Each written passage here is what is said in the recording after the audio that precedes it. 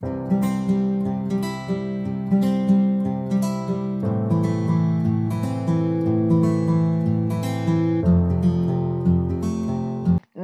বন্ধু বান্ধৱীসকল, জাগিতিলৈ আপোনালোকক স্বাগতম। আমি ক্ৰমাগতভাৱে ইণ্ডিয়ান হিষ্ট্ৰী পাৰ্টটো আলোচনা কৰি আছোঁ।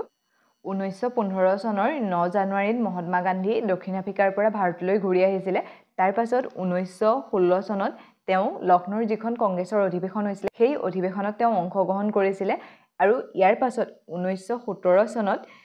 বিহাৰৰ যিখিনি চম্পাৰণ নামৰ জেগা আছিলে, চম্পাৰণ নামৰ জেগাখিনিত চম্পাৰণ সত্যাগ্ৰহত তেওঁ অংশগ্ৰহণ কৰিছিলে। আৰু ইয়াৰ কাৰণে তেওঁ ৰাজকুমাৰ শুক্লাই অনুৰোধ জনাইছিলে। তেওঁ এজন বিহাৰৰ লোক আছিলে আৰু যিজনে তেওঁক চম্পাৰণৰ কাৰণে অনুৰোধ জনাইছিলে। আৰু চম্পাৰণ হোৱাৰ মূল কাৰণ আছিলে ইংৰাজসকলে সেই চম্পাৰণৰ লোকসকলক 3/1 অংশ মাটিত জোৰ কৰি নীল খেতি কৰোৱাইছিলে। আৰু ফলত নীল খেতি কৰিলে মানে মাটিখিনি 3 বছৰ মানলৈ অইন খেতি কৰিব নোৱাৰে, বেয়া হৈ যায়। আৰু ইয়াৰ উপৰিও তেওঁলোকৰ ওপৰত বহুত টেক্স আৰোপ কৰিছিলে, খেতি হওক বা নহওক সেইটো তেওঁলোকে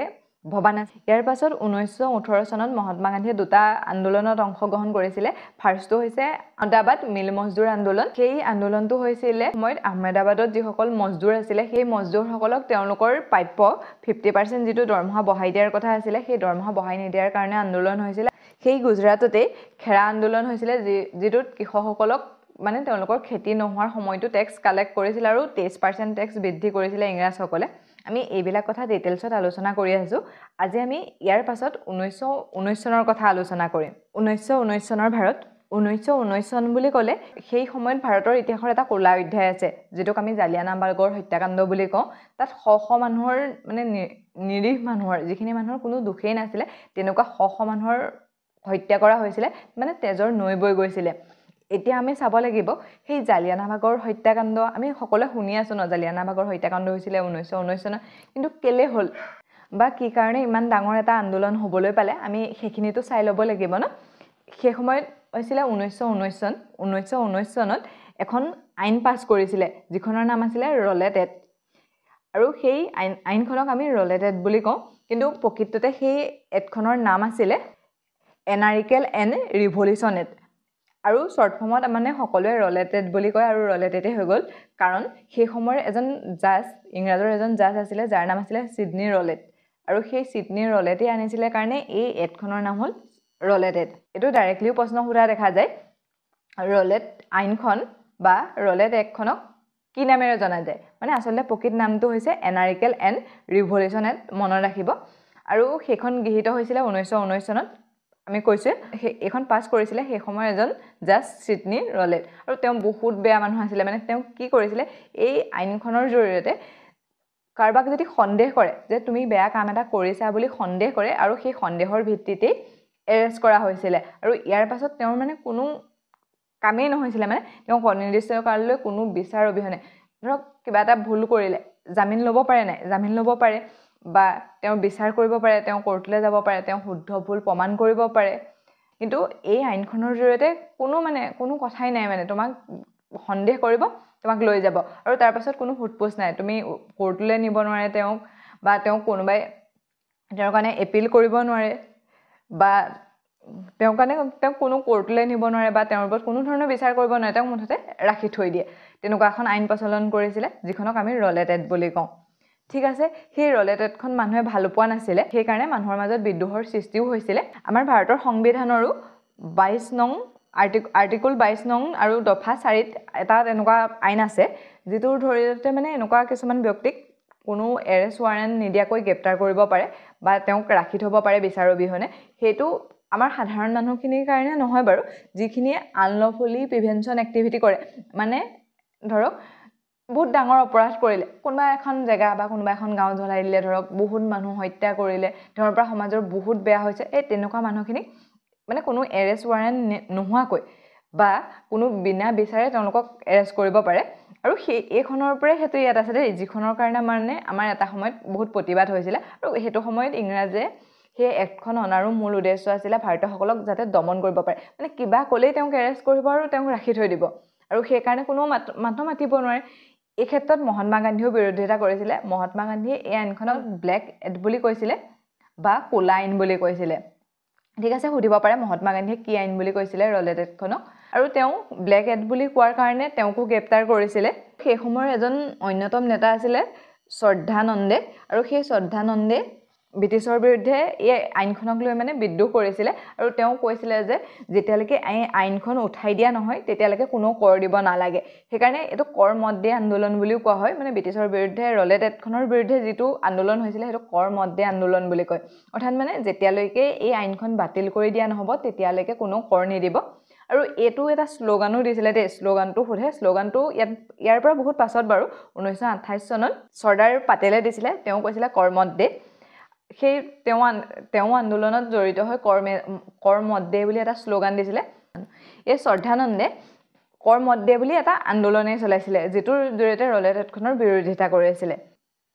এই আইনখনৰ অধীনত দুজন লোকক গ্ৰেপ্তাৰ কৰিছিলে এজন পঞ্জাবৰ ডক্টৰ সত্যপাল আৰু পঞ্জাব আৰু কাশ্মীৰৰ মাজৰ অংশৰ জেবুদ্দিন কিছলুক নামৰ এজনক গ্ৰেপ্তাৰ কৰিছিলে আৰু তাক লৈ মানে জনসাধাৰণৰ মাজত আন্দোলন হৈছিলে আৰু ইয়াৰ বিৰোধিতা কৰি 1919 চনৰ 13 এপ্ৰিলত অমৃতসৰত কিছুমান লোক গোট খাইছিলে আৰু তেওঁলোকে শান্তিপূৰ্ণভাৱে এই বিষয়টোৰ কথা আলোচনা কৰিব বিচাৰিছিলে যে এই লোকসকলে বা ইংৰাজসকলে এই এক্টখন ভাল নহয় এখন আমি ইয়াৰ পৰা নাইকিয়া কৰিব লাগে সেইকাৰণে তেওঁলোকে গোট খাইছিলে আৰু সেই যিখিনি জেগাত গোট খাইছিলে সেই জেগাখিনিক জালিয়ানাবাগ বুলি কোৱা হয় আৰু যিখন ফিল্ডত সেই মানুহখিনি গোট খাইছিলে সেই ফিল্ডখন ধৰক এনেকৈ এখন ফিল্ড সেই ফিল্ডখনৰ এফালে এখন দৰ্জা আছে এফালে এখন দৰ্জা আছে আৰু ইয়াৰ মাজত এটা কুঁৱাও আছে দেই সেই এখন দৰ্জাই সোমাই এফালে সোমাব পাৰে এফালে সোমাব পাৰে আৰু এফালে কোনো ধৰণৰ সোমাবলৈ বাট নাই মানে এখন ৱাল আছে এফালে মানুহ পাৰ হৈ যাব নোৱাৰে ইয়াত এজন গেটৰখীয়া আছিলে গেটৰখীয়াজনৰ নাম হ'ল হংসৰাজ মনত ৰাখিব দেই একদম বহুত ডাঙৰ কাম কৰিলে তেওঁ হংসৰাজ আৰু সেই হংসৰাজেই ব্ৰিটিছক খবৰ দিলে যে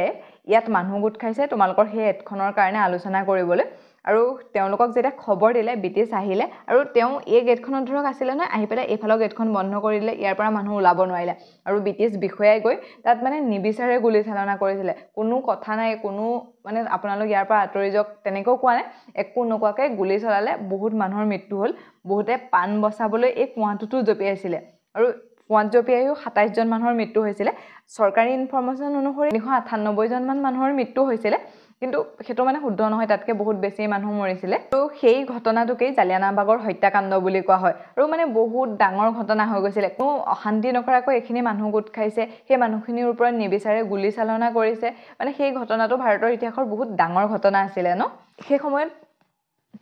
পঞ্জাবৰ মানে লেফটেনেণ্ট জেনেৰেল আছিলে অ'ডায়াৰ আৰু অ'ডায়াৰে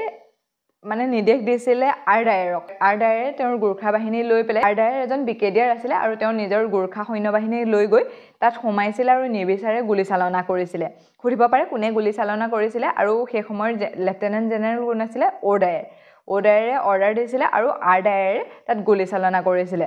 ইয়াৰ পাছত মহাত্মা গান্ধীয়ে তেওঁক যিটো ব্ৰিটিছসকলে দিছিলে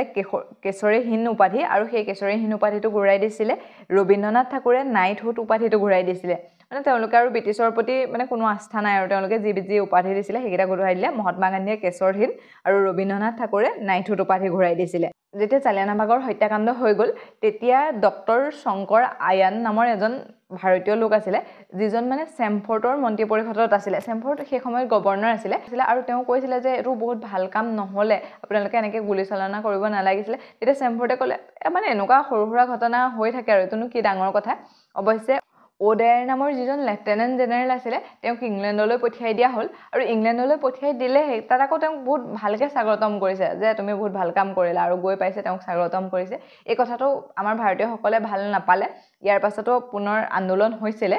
ব্ৰিটিছৰ বিৰুদ্ধে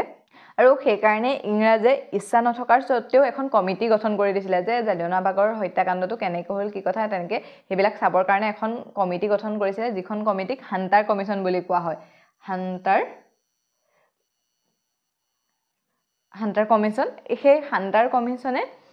গঠন কৰিলে কিন্তু ভাৰতীয়সকলৰ বিশ্বাস নাছিলে ন তেওঁলোকৰ ওপৰত আৰু তেওঁলোক গোটেইখিনি ইংৰাজ তেওঁলোকৰ ফৰে হ'ব আৰু তেনেকুৱাই হ'ল সেইকাৰণে ভাৰততো এটা গঠন বা কমিটি গঠন হৈছিলে যাৰ নাম আছিলে মদন মোহন মালবীয় সমিতি আৰু সেই দুইখন সমিতিয়ে জালিয়ানাবাগৰ হত্যাকাণ্ডৰ বিষয়ে চাইছিলে এইটো সুধিব পাৰে কোনে কোনে জালিয়ানাবাগৰ হত্যাকাণ্ডটোৰ বিচাৰ কৰি আছিলে হাণ্টাৰ সমিতি আৰু আমাৰ ভাৰতৰ মানে এটা সমিতি গঠন হৈছিলে যিটোৰ নাম আছিলে মদন মোহন মালবীয় হান্টাৰ সমিতিয়ে কি কৰিলে ক'লে যে তাত মানুহখিনি গৈ হুলস্থুল কৰিছিলে সেইকাৰণে তেওঁলোকৰ ওপৰত গুলীচালনা কৰা হ'ল আৰু আমাৰ মদন মোহন মালবীয় সমিতিয়ে ক'লে যে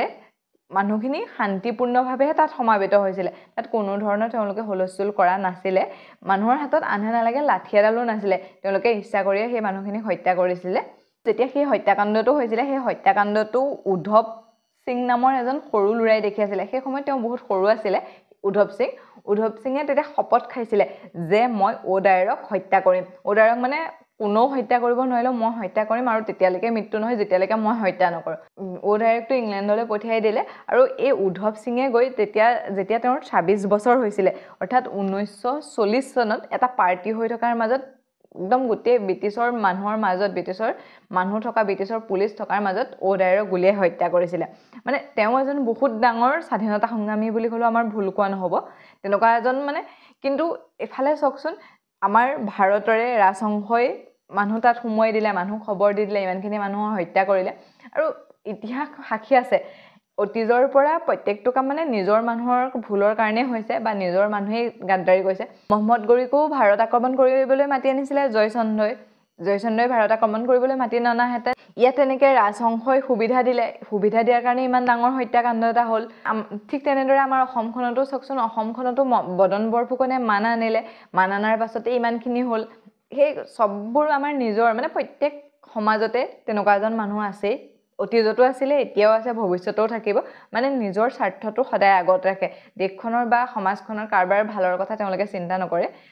ঠিক আছে আজিৰ ইম্পৰ্টেণ্ট কেইটা এবাৰ চাই লওঁ ৰলেটখন আহিছিলে 1919 চনত সেইখন আনিছিলে সিডনী ৰলেটে আৰু তেওঁ এজন জাজ আছিলে আৰু ৰলেটখনৰ আচল নামটো বা সম্পূৰ্ণ নামটো হৈছে এনাৰিকেল এণ্ড ৰিভলিউশ্যন এক্ট সেই আইনখনৰ জৰিয়তে সন্দেহৰ ভিত্তিত এৰেষ্ট কৰিব পাৰে আৰু বিনা বিচাৰে তেওঁক ৰাখি থ'ব পাৰে ঠিক আছে আৰু সেই আইনখনৰ বিৰোধিতা কৰিয়ে 1919 চনত জালিয়ানাবাগত মানুহ গোট খাইছিলে আৰু সেই তাৰিখটো আছিলে 13 এপ্ৰিল আৰু বিনা বিচাৰে ওডাইৰৰ নিৰ্দেশ মতে আৰডাইৰে তাত গুলীচালনা কৰিছিলে গুলীচালনাত কমেও 379 জন মানুহৰ মৃত্যু হৈছিলে আৰু সেই সময়তে মহাত্মা গান্ধীয়ে তেওঁক দিয়া কেশৰহীন উপাধিটো ঘূৰাই দিছিলে আৰু ৰবীন্দ্ৰনাথ ঠাকুৰে নাইটহুড উপাধিটো ঘূৰাই দিছিলে জালিয়ানাবাগৰ হত্যাকাণ্ডৰ বিচাৰ কৰিবৰ বাবে ইংৰাজসকলে হান্টাৰ কমিশ্যন নামৰ এটা কমিশ্যন গঠন কৰিছিলে যিটোৱে কৈছিলে যে তাত বহুত হুলস্থুল হৈছিলে বা তেওঁলোকৰ পৰিস্থিতি বেয়া কৰিছিলে সেইকাৰণে তেওঁলোকৰ ওপৰত গুলী চলোৱা হ'ল আৰু ভাৰতত এটা সংগঠন গঠন হৈছিলে হেতৰ নাম আছিল মদন মোহন মালবীয় সমিতি আৰু সেই সমিতিখনৰ ৰিপৰ্টটো অনুসৰি এনেকুৱা আছিল যে তাত কোনো মানুহ হুলস্থুল বা বেয়াভাৱে গোট খোৱা নাছিলে তেওঁলোকৰ হাতত আন নালাগে লাঠি এডালো নাছিলে ইচ্ছা কৰি তেওঁলোকৰ ওপৰত গুলী চালনা কৰা হৈছে ঠিক আছে আজিলৈ ইমানতে এৰিছো অন্য এটা ভিডিঅ'ত লগ পোৱাৰ প্ৰতিশ্ৰুতিৰে